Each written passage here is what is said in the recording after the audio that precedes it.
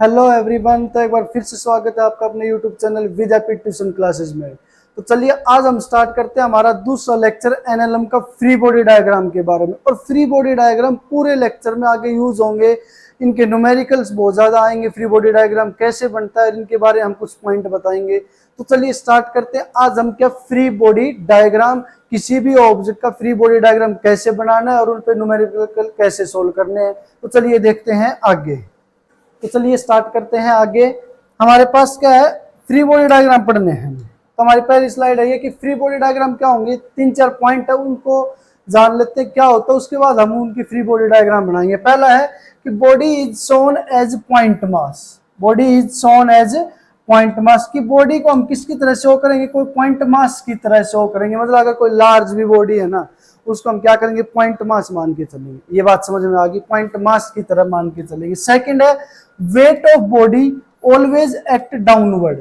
ये हमने पिछले लेक्चर में भी बताया था, लेक्चर नंबर फर्स्ट में। लेक्चर उसका डिस्क्रिप्शन में एक लिंक डाल दूंगा, देख लेना एक बार। क्या होता है वेट, कि जो किसी भी ऑब्जेक्ट का वेट होता है, हमने बताया था कहाँ होता है, toward the centre of earth होता है। तो वे यही चीज वहां पे बता रखी कि weight of body always act downward, वहां पे शो करेंगे कि उसका वेट डाउनवर्ड में एक्ट कर रहा है।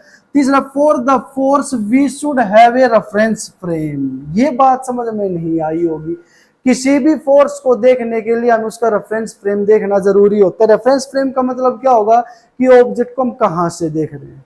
थोड़ा सा डिटेल में बताता हूं, एक बार फोर्थ पॉइंट और देख लेते हैं कि रेफरेंस फ्रेम क्या होगा, ये हम बताते हैं। उसके बाद है never show an internal force of the system, कि जब भी फ्री बॉडी डायग्राम बताएंगे वहां के इंटरनल फोर्स नहीं दिखाएंगे, हम कभी भी एक्सटर्नल फोर्स के बारे में ही बात करेंगे। तो ये है फ्री बॉडी डायग्राम के 4 पॉइंट, कि एक तो point mass, weight downward, reference frame देखेंगे, और फोर्थ हमारे पास इंटरनल फोर्स के बारे में नहीं बताएंगे। तो ये चीज आई समझ में, जल्दी से स्क्रीनशॉट लो, फिर हम रेफरेंस फ्रेम पे आते हैं, फिर उसके बाद फ्री बॉडी डायग्राम पे। ठीक है, हो गया क्लियर। तो चलिए देखते हैं रेफरेंस फ्रेम क्या होगा।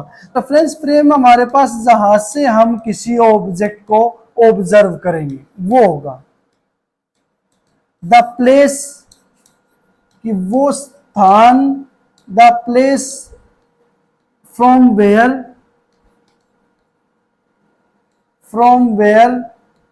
We can see the object या ऑब्जर्व द ऑब्जेक्ट। वो प्लेस जहां से हम किसी ऑब्जर्व को या किसी ऑब्जेक्ट को क्या करें, ऑब्जर्व करें या सी देखें वहां से, तो वो क्या होगा, रेफरेंस फ्रेम होगा। अब रेफरेंस फ्रेम में भी टाइप होते हैं। पहला जो टाइप है वो हमारे पास है इनर्शियल, ज्यादा नहीं बताऊंगा इसके बारे में, इनर्शियल। और सेकंड है नॉन इनर्शियल। जो इंपॉर्टेंट बातें हैं वही बताएंगे, इनर्शियल और नॉन इनर्शियल। कि एक तो समझ में आई कि अगर मैं यहाँ पे बैठा हूँ, हम बस में बैठे हैं, 2 ऑब्जेक्ट और एक बाहर है ऑब्जेक्ट बस से, तो देखो वहां पे रेफरेंस फ्रेम कैसे डिफाइन करेंगे। मैं उसका थोड़ा सा एग्जांपल ले लेता हूँ एक बार यहाँ पे, फिर हम यहाँ पे आते हैं इनर्शियल नॉन। मैं यहाँ पे बस में हूँ, बस बना दें, नहीं लॉन्च बस कर देते हैं। ये हमारे पास आई गाड़ी है, चलो बस नहीं बनी भाई, उसका बजट ज्यादा है इसलिए नहीं बन पाई। ये हमारे पास एक गाड़ी है, एक यहाँ पे है बेचारा, और एक है यहाँ पे, एक कहाँ पे, यहाँ पे है, सुंदर सी कन्या है ये दोनों आराम से बैठे हैं। ठीक है, और एक बेचारा बाहर खड़ूस सा इंसान है, वो इनको दोनों को देख के बेचारा परेशान हो रहा है। ठीक है, इतनी बात समझ में आई। करंट लग गया इसको। अब मैं बात करूं कि अगर ये इसको देखे, क्या करे, देखे, तो क्या होगा, ये रेस्ट पे दिखेगी या मोशन में भागती हुई दिखेगी या रेस्ट पे। अगर ऑब्जेक्ट ये जो बस है वो मोशन में, तो अंदर जो ये इंसान बैठा है अगर इसको देखेगा, देखे तो गाड़ी, ठीक है, तो क्या होगा, मुझे मोशन में दिखेगी या रेस्ट पे। तो मैं यहाँ पे बात करूं कि ये इसको क्या दिखेगी, रेस्ट पे दिखेगी बिल्कुल। अगर ये ऑब्जेक्ट इसको देखे तो ठीक है, बेचारा पहले ही जल गया। तो अगर ये ऑब्जेक्ट इसको देखे तो क्या होगा, हमारे पास ये क्या दिखेगी, मोशन में दिखेगी, इसको चलती हुई दिखेगी। जब कोई ऑब्जेक्ट अंदर है बस के गाड़ी के, हम बाहर से देखते हैं वो चलता हुआ दिखाई देता है, तो ये इसको क्या दिखेगी, मोशन में दिखेगी। मतलब क्या ये दोनों ऑब्जेक्ट, ये ऑब्जेक्ट रेस्ट पे और मोशन दोनों में है, बिल्कुल नहीं। क्या होगा कि इसका रेफरेंस फ्रेम हमने चेंज कर दिया, मतलब कि रेफरेंस फ्रेम यहाँ इसके अकॉर्डिंग देखे तो इसके साथ ही बैठा, तो इसका कुछ ना कुछ एक्सेलरेशन है। तो इसका रेफरेंस फ्रेम ये था तब ये रेस्ट पे थी, जब इसका रेफरेंस फ्रेम ये था तब ये क्या थी, मोशन में थी। आई बात समझ में। तो रेफरेंस फ्रेम चेंज कर देंगे तो उसका हमारे ऑब्जेक्ट का मोशन भी हमें अलग अलग दिखाई देगा। तो वही रेफरेंस फ्रेम है कि where we can see the object, जहां से हम किसी ऑब्जेक्ट को देखेंगे वही क्या होगा। रेफरेंस फ्रेम दो टाइप के होते हैं, कि इनर्शियल होते हैं कि नॉन इनर्शियल। वो चलो हम देखते हैं। इनर्शियल क्या होगा, जो फॉलो करें, क्या फॉलो करें, follow the Newton's law of motion. Sir ये क्या होगा, पता है, Newton's law of motion. NLM इसके बाद आएगा, लेकिन देख लो रेफरेंस इनर्शियल फ्रेम वो होगा जो न्यूटन्स लॉज ऑफ मोशन को फॉलो करे। जैसे अगर मैं बात करूं, यहाँ एक्सेलरेशन होगा ऑब्जर्वर का 0, एक्सेलरेशन कितना होगा 0। यहां मैं ये भी बोल सकता हूं कि वेलोसिटी किसी ऑब्जेक्ट की 0 होगी, या फिर चेंज इन वेलोसिटी किसी ऑब्जेक्ट की क्या हो, कांस्टेंट हो। मैं कहूं कोई ऑब्जेक्ट है कांस्टेंट वेलोसिटी से मूव कर रहा है, तो उसका एक्सेलरेशन कितना है।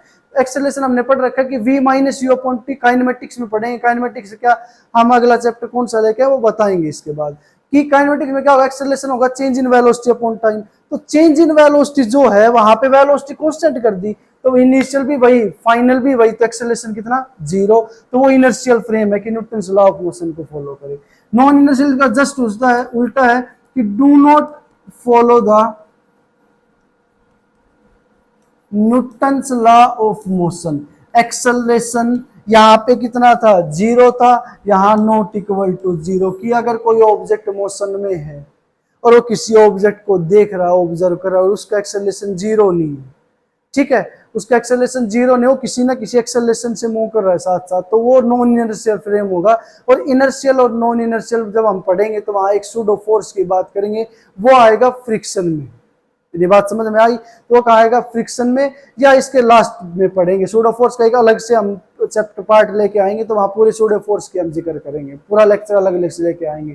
तो नॉन इनर्शियल फ्रेम होगा acceleration not equal to 0। Inertial ये होगा न्यूटन्स लॉ फॉलो करता है, न्यूटन लॉ फॉलो नहीं करता। अभी तक इतना ही रखो ध्यान में। उसके बाद जब हम सूडो फोर्स पढ़ेंगे वहां इन दोनों के बारे में और अच्छी डिटेल समझ में आएगा कि सर आपने क्या बताया था क्या नहीं। अभी तक इतना ध्यान रखो, तो जल्दी से स्क्रीनशॉट लो। मेरे पास फ्री बॉडी डायग्राम FBD, किसी भी ऑब्जेक्ट के फ्री बॉडी डायग्राम बनाने हैं। तो मैं पहला बात करता हूं यहां से, हमने अभी अभी बताया था, ये हमने पिछले लेक्चर में पढ़ा था। ये ऑब्जेक्ट का मास m, मुझे इसका फ्री बॉडी डायग्राम बना के बताओ क्या होगा। तो हमें ये पता है, इसको सबसे पहले क्या मानेंगे, पॉइंट मास। पॉइंट मास जैसे ही माना, मैं फ्री बॉडी डायग्राम अलग पेन से बना देता हूँ, मैं बना देता हूँ यहाँ इसको व्हाइट से। ये हमने क्या माना, पॉइंट मास। पॉइंट मास मानते इसकी फोर्स दिखाने, कौन से फोर्स, ऊपर कौन से लग रही है, टेंशन, तो ऊपर लग रही है टेंशन। नीचे क्या लग रहा है हमारे पास mg, तो नीचे लग रहा है mg। तो ये क्या होगा, इसका FBD होगा इसका। इतनी बात समझ में आई, बिल्कुल आई। तो एक बार मैं डायग्राम बना देता हूँ, सभी के फ्री बॉडी डायग्राम फिर एक साथ ही बना देंगे। तो सेकंड अगर मैं बात करूं इसका फ्री बॉडी डायग्राम बनाना भाई तुम, तब तक मैं बनाता हूं, तब तक तुम क्या करो, अपने फ्री बॉडी डायग्राम बना दो। ये m1 मास, ये m2 मास, ठीक है। उसके बाद अगर हम यहाँ पे बना दें इसका फ्री बॉडी। थर्ड की मैं अगर बात करूं, तो मुझे ये ऑब्जेक्ट है यहां से, ठीक है,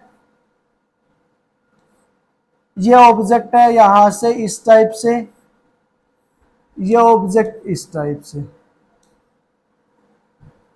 तो ये हमारे पास m1 और ये हमने इसका फ्री बॉडी बनाना है। तीनों के फ्री बॉडी डायग्राम कैसे बनाएंगे भाई, तो यहां अगर हम बात करें तो इसका फ्री बॉडी डायग्राम तो ये आया, कितना मास है हमारे पास, m मास है। इसका फ्री बॉडी डायग्राम बनाए तो यहां देखो, अगर मैं m1 मास का बनाना चाहूं तो m1 मास यहां रख लो, ये m1 पॉइंट मास मानो। ऊपर लगेगी टेंशन, तो मैं आप क्या बोल सकता हूं, ऊपर टेंशन, नीचे क्या होगा, नीचे होगा हमारे पास m2g। एक बार इसको छोड़ दो, यहीं पे नहीं बना है, नीचे इस पे हमें पता है m1g, तो ये m2 मास मान लेता हूं मैं। तो नीचे क्या लग रहा है m2g, ऊपर क्या लग रहा है, ऊपर लग रही है हमारे पास टेंशन, क्या t लगेगी, बिल्कुल नहीं, कौन सी लगेगी, t1 लगेगी। अब देखो, अगर यहाँ पे टेंशन t1 लग रही है तो यहाँ क्या टेंशन t1 नहीं लगेगी, मैंने बताया था, ठीक है, बताया था सर आपने।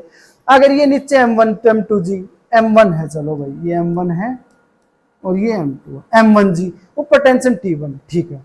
लेकिन यहाँ देखो क्या इस पे सिर्फ इसका वेट होगा, इसका वेट नीचे लग रहा है M2G।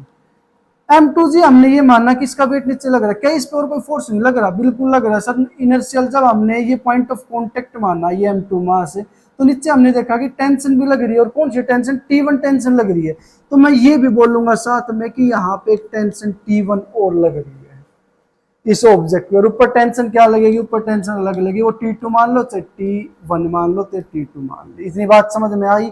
तो ये इन दोनों का फ्री बॉडी डायग्राम है। यहाँ आ जाओ, यहाँ टेंशन T। अब यहाँ इसके कंपोनेंट बनेंगे, कंपोनेंट बाद में बताएंगे। तो ये अगर ऑब्जेक्ट है तो इसका हम क्या मानेंगे? एक पॉइंट मास माना। यहाँ टेंशन दूसरी लगेगी बिल्कुल T1, और यहाँ टेंशन कितनी लगेगी? ये लगेगी हमारे पास T, और नीचे क्या होगा हमारे पास? इसका वेट, और वो कितना होगा? M1G। तो ये इसका फ्री बॉडी डायग्राम। तो ये फ्री बॉडी डायग्राम। तो चलो और देखते हैं, जल्दी से स्क्रीनशॉट लो।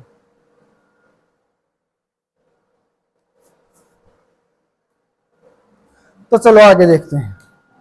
आगे अगर हम बात करें, मैं कहूं इसका फ्री बॉडी डायग्राम बताओ। ये मास है, तो हमें सबको पता है कि इसका वेट नीचे की साइड mg। नॉर्मल कहा? ये सरफेस है तो इसका नॉर्मल परपेंडिकुलर यही तो आएगा। अगर ये सरफेस है तो नॉर्मल ये, अगर ये सरफेस है तो नॉर्मल ये, बिल्कुल। तो इसका नॉर्मल क्या आएगा हमारे पास? ये आएगा इसका नॉर्मल। तो फ्री बॉडी डायग्राम, ये मास, यहाँ पे नॉर्मल, और यहाँ पे क्या होगा? mg। तो ये इसका फ्री बॉडी डायग्राम। आगे बात समझ में? तो चलो एक और बता दे, जल्दी से फटाफट करो। अगर मैं बात करूं, मुझे इसका फ्री बॉडी डायग्राम बताओ। यहाँ ऑब्जेक्ट रखा है, अर्थ नहीं है कोई ऑब्जेक्ट के ऊपर ऑब्जेक्ट रखा है, ये मास है। इसका मास, नीचे वेट, मुझे सिर्फ इसका बताना है। तो यहाँ पे क्या लगेगा? नॉर्मल कहाँ लगेगा मुझे ये बताओ। क्या ऊपर? नहीं। अगर ये सरफेस कॉन्टेक्ट में है तो नॉर्मल किस डायरेक्शन में लगेगा? अगर हमारे पास ये सरफेस कॉन्टेक्ट में है तो नॉर्मल लगेगा इस डायरेक्शन में। तो ये मास, ये नॉर्मल, और नीचे क्या होगा हमारे पास? mg। तो ये इसका फ्री बॉडी डायग्राम आ जाएगा। आई बात समझ में? बिल्कुल। तो चलो एक और देख लो फटाफट, इसका बताओ फ्री बॉडी डायग्राम कितना आएगा। ये हमारे पास बॉल है, ये एक ऑब्जेक्ट है, इसका मास है। तो मुझे इसका फटाफट फ्री बॉडी डायग्राम बताओ कितना आएगा। तो कितना आएगा? देखो यहाँ क्या लगेगी? टेंशन। नॉर्मल कहाँ लगेगी? नॉर्मल लगेगी यहाँ। तो इसका फ्री बॉडी डायग्राम मैं यहाँ पे बनाना चाहूँ तो ये ऑब्जेक्ट को पॉइंट मास मान लिया, ऊपर लगी टेंशन, यहाँ क्या लगेगी? यहाँ लगेगी हमारे पास नॉर्मल। तो ये इसका फ्री बॉडी डायग्राम होगा। वेट कहाँ होगा? वेट सर नीचे होता है, toward the centre of earth. तो वेट का होगा? नीचे होगा mg। तो ये होगा toward the centre of earth. तो ये इनका फ्री बॉडी डायग्राम। तो बहुत सारे न्यूमेरिकल है, कुछ पुल्ली के हम फ्री बॉडी डायग्राम और बता देते, जो तुम आगे पढ़ोगे पुल्ली के जो न्यूमेरिकल्स है वहां पे। तो पुल्ली क्या होगा? जैसे हमारे पास ये है, जो पानी खींचा है ना, कुएं में देखा होगा जो चक्री से लगी होती है, वो पुल्ली होती है।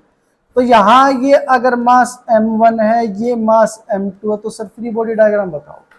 ये रस्सी है, स्ट्रिंग से कनेक्टेड है, एक स्ट्रिंग है ये।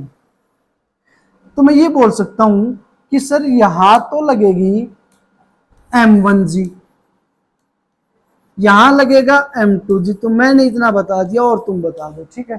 बता दोगे? तो ये m1g, ये m2g। रस्सी एक है तो टेंशन कितनी? एक। तो यहां टेंशन T, तो इस पे T1, ओहो T1 बिल्कुल नहीं। तो यहाँ क्या आएगी? टेंशन T ही आएगी। रस्सी एक, स्ट्रिंग एक, तो टेंशन एक। तो यहाँ ऊपर से T, यहाँ भी T लगा सकते हैं अगर हम यहाँ फ्रेम ऑफ रेफरेंस माने तो।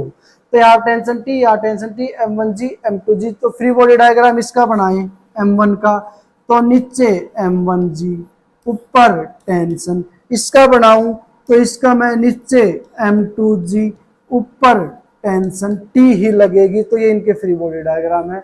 जल्दी से आई। और ये क्या होती है? हमारे पास पुल्ली होती है, इसके बारे में हम आगे पढ़ेंगे कि क्या होता है पुल्ली। हो गया? क्लियर है?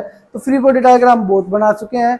तो आगे हम पढ़ेंगे इनके न्यूमेरिकल की, न्यूटन लॉ ऑफ मोशन क्या होते हैं, न्यूटन फर्स्ट लॉ पे, न्यूमेरिकल सेकंड लॉ पे आएंगे, फ्री बॉडी डायग्राम पे।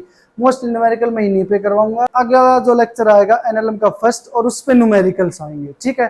तो तो ज़्यादा से ज़्यादा वीडियो को शेयर करते रहें। धन्यवाद।